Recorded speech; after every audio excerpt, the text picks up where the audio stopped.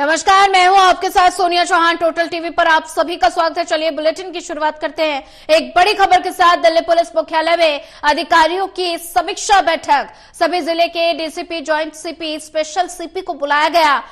Delhi police commissioner की अध्यक्षता में ये बैठक हो रही है और दिल्ली की कानून व्यवस्था को लेकर हो रही बैठक। दिल्ली पुलिस मुख्यालय में अधिकारियों की समीक्षा बैठक। सभी जिले के DCP, joint CP, special CP को बुलाया गया। दिल्ली पुलिस कमिश्नर की अध्यक्षता में यह बैठक हो रही है। दिल्ली की कानून व्यवस्था को लेकर हो रही अहम बैठक।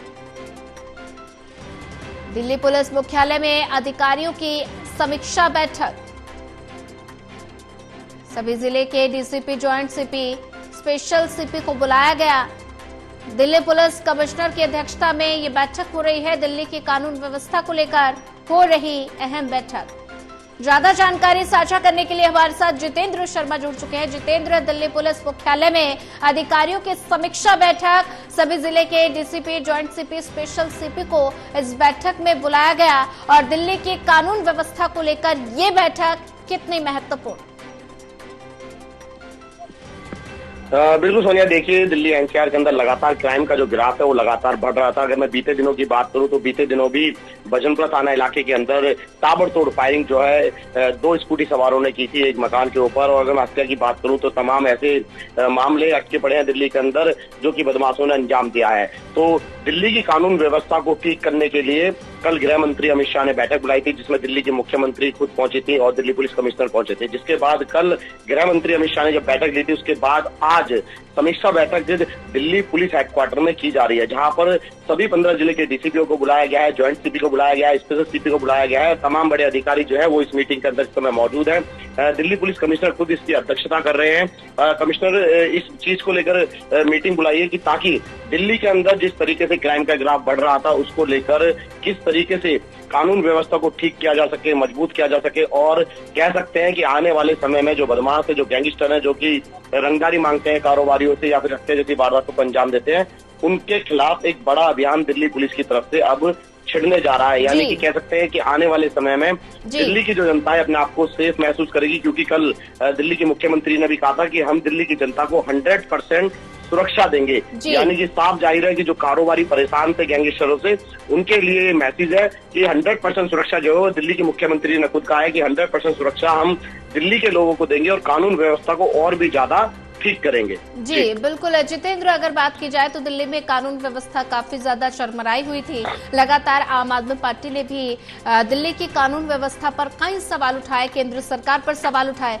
और ऐसे में कल गृह मंत्री अमित शाह और दिल्ली की मुख्यमंत्री, पुलिस अधिकारी की एक महत्वपूर्ण बैठक हुई, जिसके बाद आज फिर दिल्ली मुख्यालय में अधिकारियों की समीक्षा बैठक हो रही है।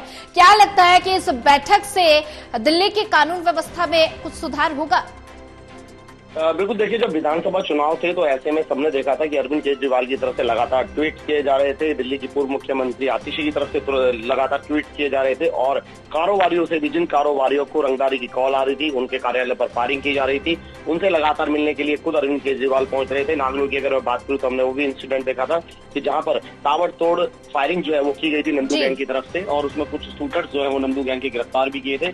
ऐसे में भाऊ गैंग की बात करूं तो भाऊ गैंग तमाम ऐसे बड़े गैंगस्टर हैं जो कि इस समय विदेश में बैठे हुए हैं।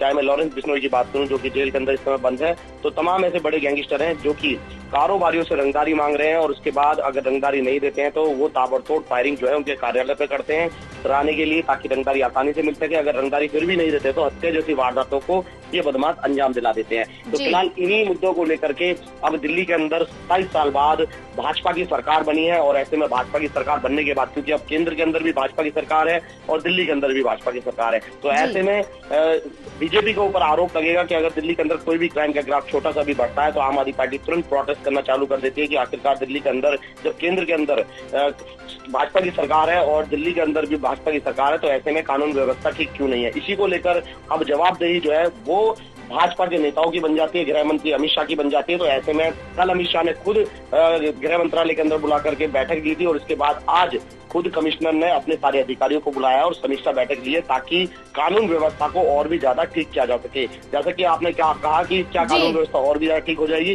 तो जाहिर सी बात है अब स्पेशल ड्राइव चलाई जाएगी। अब बड़े एक्शन जो है वो गैंगस्टरों के खिलाफ जो है वो भाजपा सरकार लेगी और आने वाले समय में दिल्ली की जनता अपने आप को सुरक्षित महसूस करेगी। जी जितेंद्र शर्मा, ज्यादा जानकारी साझा करने के लिए आपका धन्यवाद।